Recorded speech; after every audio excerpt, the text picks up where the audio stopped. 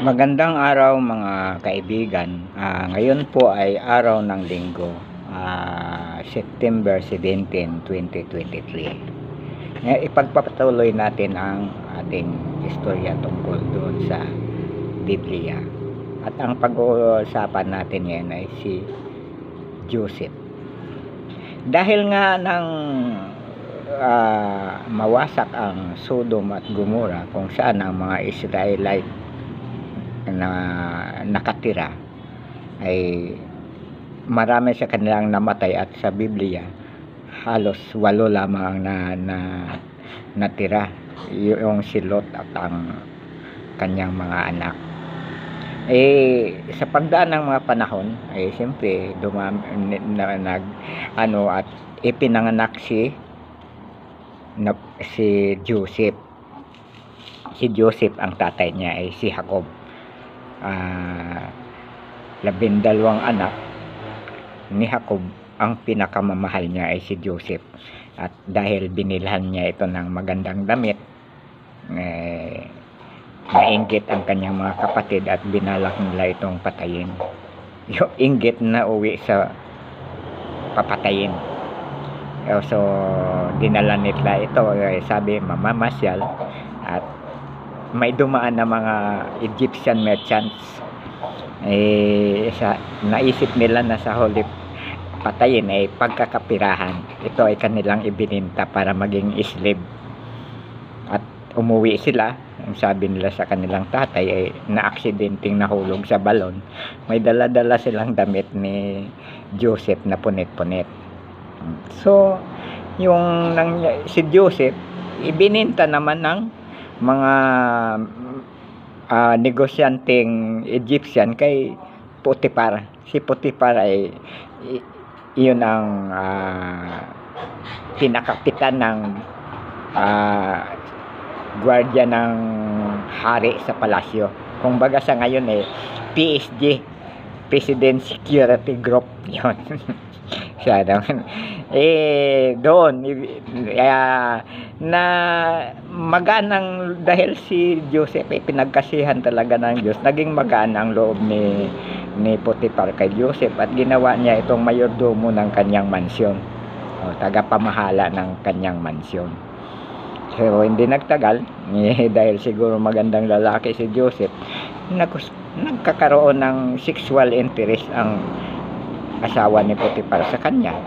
Pero dahil sa loyal ang si Joseph kay Potiphar, hindi niya ito pinapatulan, at isang araw kanya ang asawa ni Potiphar pinatawag si Joseph doon sa kanyang kwarto, at iyon nga inaakit na makipagtalik kung ano man ang si Joseph, pero hindi pinapatulan ni Joseph. So dahil sa kanyang galit, dahil iniisnab ang kanyang beauty, pinonit niya ang kanyang damit at nagsisigaw na nire-rape daw siya si Joseph. Dahil doon si Joseph ay nakulong.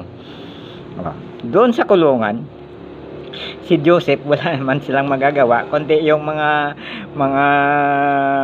preso doon na kung minsan na naginip, nagkikwentuhan sila, pinapa-interpret kay Joseph. At ginagawa naman ni Joseph kung anong kahulugan ng kanilang panaginip. Ganyan. Kunyari, parang ganun ba? Dito nung nasa probinsya pa akong maliit, mayroong mga kolektor ng waiting. Umaga pa, pare, ano bang panaginip mo kagabi? Ayun, naginipan niya ako ng ahas Mayroong libreta yun, hanapin ahas. Number 8, anya yan? Ano anyang nangyari? Kinagat niya ako, kinagat. Number 3 yun, kinagat. So anong nangyari? Tinurukan ako ng doktor, ininjectionan ako. 24. Tayaan mo pare, 3.24. Pwede nating tayaan sa double, 8.3 o kundi 3.24. Gawin na rin nating, dagdagan natin para maging kulong. Ang kulong 7 numbers Anong nangyari? Gumaling ako, gumaling. Number 10 anya yan. Ano pa? Lumakas ang katawan ko. lumakas ka. Oh, number 17 na yan. Hanggang sa maging number 7 ano, kulong. May daily double, 2 number. Pagkatapos jackpot, 3 number. Magkano tataya natin sa daily double? Gawin mo anyang 25 centimos.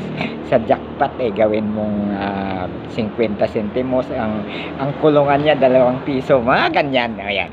So, ganyan ang ginagawa nila sa prisuhan. Kumbaga sa ngayon, yung prisuhan na yun ay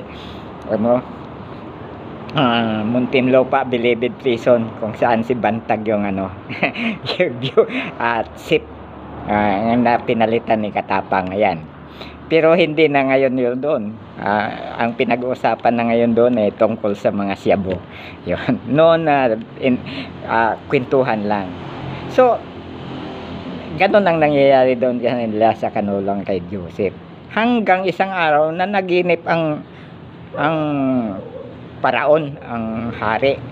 Ang panaginip siya, nakatayo siya sa Nile River at mayroong 7 baka na kulay puti na malulusog. Pagkatapos na sinundan ng 7 bakang itim na payat na mga mahina ang katawan, parang gutom.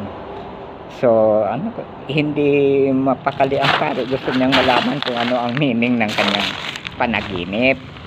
So naglagay ng ads, o kundi sa buong kaharian kung sinong makapag-interpret, bibigyan ng gantimpala, ang malaking gantimpala. Wala. Kasi kapag in-interpret mo yun at saka hindi naging tamang interpretation mo, papatayin ka. So, walang naglakas loob na mag-interpret. Ngayon, dahil sa balita na yun, may nakapagsabi sa pare na doon sa sa prisuhan ay mayroong isang tao, si Joseph, na magaling mag-interpret ng mga panaginip.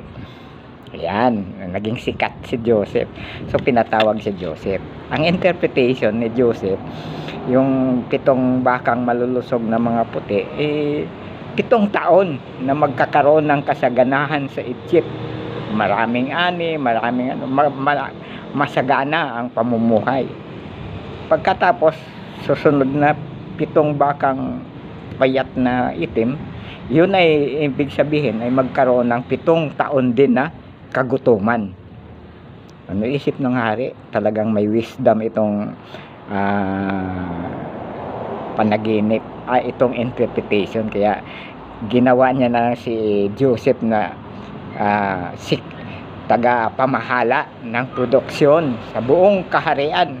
Kung baga sa atin yung Secretary of Agriculture. Sa panahon ngayon natin, sa atin ang Secretary of Agriculture ay ang ating presidente, si Ferdinand Bongbong Marcos. Ngayon, so Secretary of Agriculture, maaaring Secretary of Finance pa, siya na mamahala pagtungkol sa ekonomiya ang pag-uusapan si Joseph. So ang ginawa ni Joseph, nagpatayo ng maraming mga bodega at ang mga saganang ani na mga prutas, na mga pagkain, bigas, lahat inimbak doon. Kumbaga sa atin na meron din tayo nung panahon na yan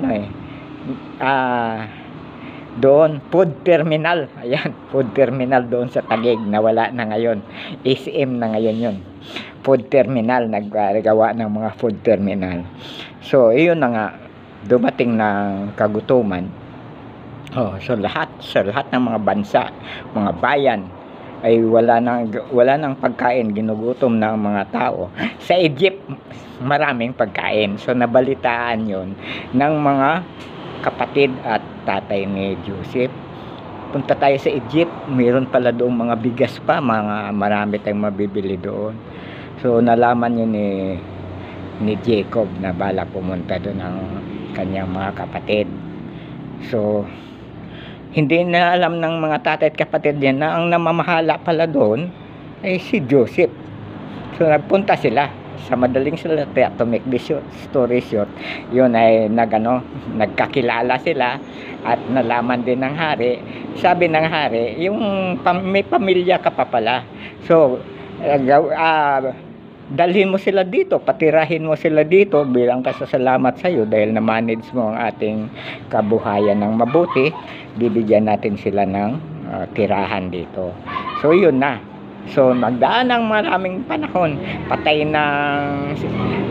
ng Paraon, patay na rin sina Joseph, lahat-lahat na dumaan ng maraming panahon. Ito na ngayon ang dumating ang panahon ni Herodes, ang hari ng Egypt. Nakita niya na ba itong mga Israelites na ito ay palaanakin, dumadami sila ng dumadami, bagamat slave sila sa Egypt. Nangangamba ang hari na kapag dumami dito at outnumbered sila doon ng mga Egyptian, baka maagaw ang kanilang kaharian. Oo, baka makudita, gano'n eh. So, nag-decree ang hari para hindi dumami ang mga Israelites. Lahat ng ipanganak mula ngayon na lalaki at mga sanggol na ang edad ay 2 taon, lahat ay papatayin. So, yun. At ito ang panahon kung saan ipinanganak si Moses. Ang istorya ay ipinanganak si Moses, ang kanyang nanay gumawa ng paraan para hindi ito mapatay. Ipinaanod ito sa river, kung saan naliligo lagi yung kapatid ng hari. So, nasagip. At ang ganda ng bata, kinuha ito ng prinsesa at inuwi sa palasyo. At doon ay lumaki si Moses na parang isang prinsipe, pinakilala kasi ng anak niya yon. At kasabay niyang lumaki ang tinuturing niyang pinsan na si Ramesses, na siyang heir to the throne. Pero bagamat magaan ang loob ng hari kay Moses dahil matalino, ayun, malusog lahat. So hanggang dito na lang naman ang ating kwento at ipagtatuloy natin sa darating na linggo. Maraming salamat nyo po at sana ay i-follow nyo ako, like, comment at i-share ang aking video. Magandang araw sa inyong lahat.